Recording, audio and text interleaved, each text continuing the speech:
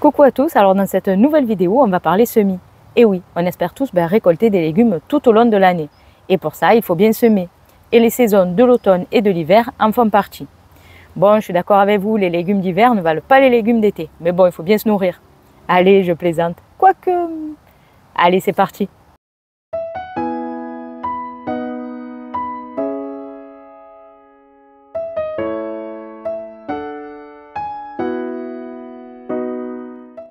Bon, du coup, je me suis fait un petit peu de place dans un coin du potager, à l'ombre du figuier. J'ai déposé une table qui me servira pour y faire quelques semis d'automne. Bon, c'est en attendant de pouvoir imaginer puis construire une petite structure qui me servira de mini-serre et où je pourrai y faire quelques semis qui seront à l'abri des intempéries. Cette structure gardera peut-être un petit peu la chaleur et protégera peut-être mes futurs semis et plantations des gastéropodes. Bon, là, je sais que je rêve, mais bon, l'espoir fait vivre. Et peut-être, si j'arrive à faire quelque chose d'assez grand, y entreposer également toutes mes boutures.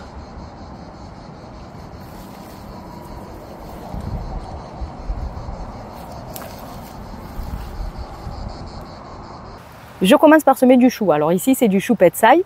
Je sème donc 2 graines par godet. Je n'oublie surtout pas de bien humidifier s'il le faut tous les jours, car il fait encore très chaud et que le terreau sèche plutôt vite. Allez, c'est parti pour un petit semis de chou chinois.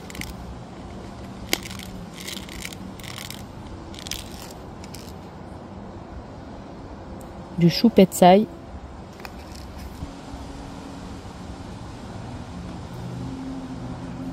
Je sème 2 graines par godet.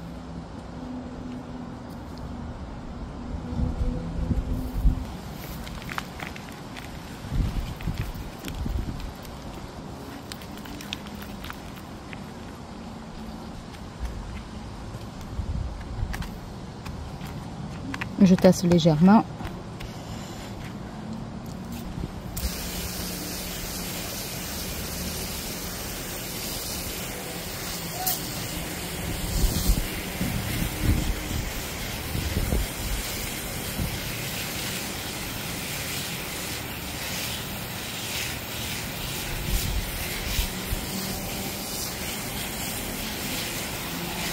Revoilà le même semis 5 jours plus tard. On peut constater que toutes les graines ont germé, un petit 100% de germination.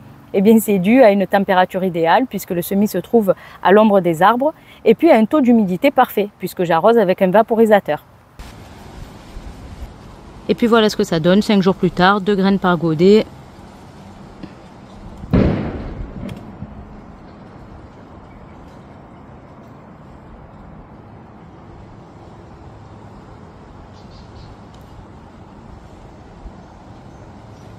Ensuite, en ce qui concerne le repiquage, il n'y en aura pas besoin puisque je n'ai pas semé en plaque alvéolée mais directement en godet.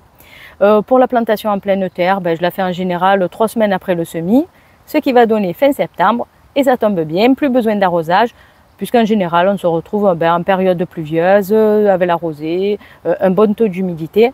Mais bon, ça c'est normalement, vous savez ce qu'on dit, les années se suivent mais ne se ressemblent pas. Faites donc au cas par cas.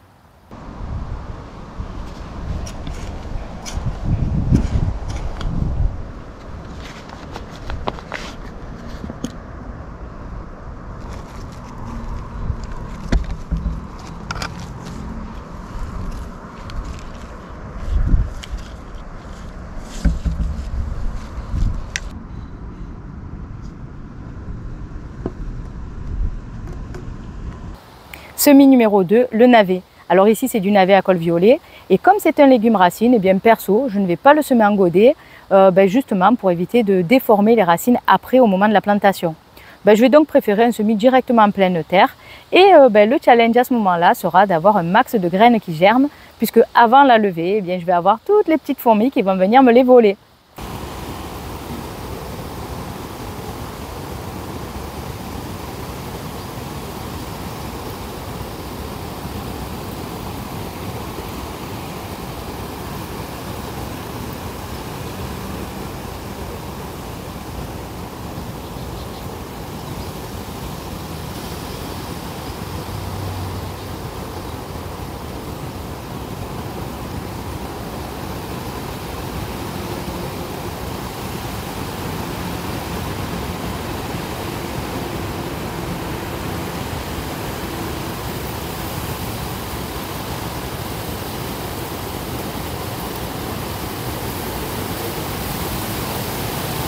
Bon, alors qu'est-ce que je fais? Quelle est ma solution?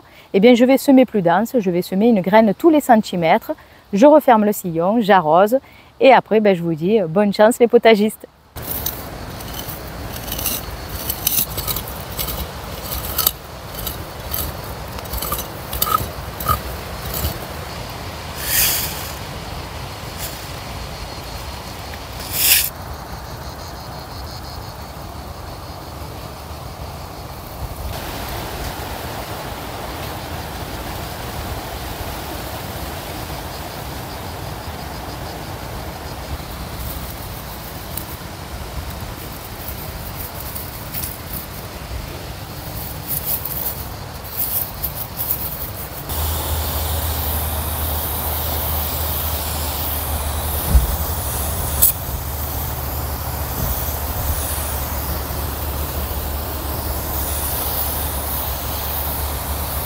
Semis numéro 3, le radis. Ici, c'est du radis flamboyant. C'est une variété qui me réussit plutôt bien. Et vous savez ce qu'on dit, on ne change pas une équipe qui gagne. Alors comme c'est encore un légume racine, pas de semis en godet, mais directement en pleine terre. J'ouvre mon sillon, je sème à la volée pour vous montrer les différentes techniques de semis que j'utilise. Je referme mon sillon et puis un bon arrosage. Et encore une fois, bonne chance potagiste.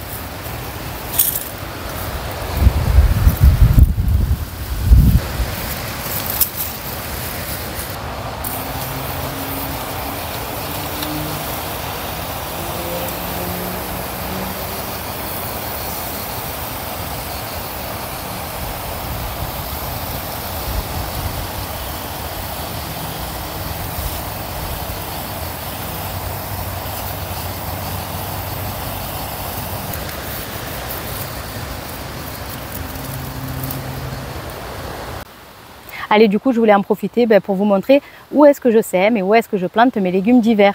Parce que je sais que c'est pas évident de pouvoir enrichir son sol entre deux saisons. Alors du coup, moi, ce que je fais, première solution, eh bien, après les récoltes de salade en avril-mai environ, je laisse le bac libre et puis je viens au fur et à mesure y faire tout plein d'apports en matière organique jusqu'aux plantations suivantes. Deuxième solution, je vais planter dans le Keol Garden que vous connaissez peut-être. J'avais fait une vidéo là-dessus, je vous la mets même en description. Alors c'est un bac qui possède son propre composteur, il s'auto-enrichit, ce qui fait que on peut passer d'une saison à l'autre sans aucun problème. Troisième solution, si vous n'avez vraiment pas le choix, qu'il faut planter derrière les légumes d'été, eh bien je vous conseille de faire des apports en azote et en potasse pour que vos crucifères puissent bien se développer. Allez, on voit ici le Keol Garden avec ses choux.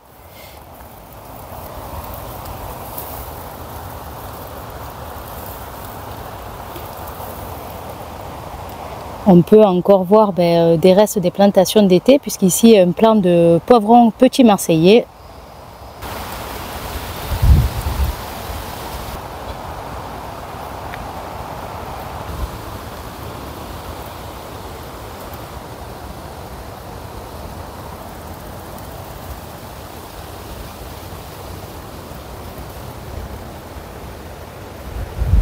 Allez, on arrive à la fin de cette petite vidéo. Comme d'habitude, j'espère que ça vous aura plu. N'oubliez pas, abonnez-vous, likez, un petit commentaire. Ça fait toujours plaisir et puis ça aide au bon développement de la chaîne. Et sur ce, je vous dis bon potager à tous. Bye bye!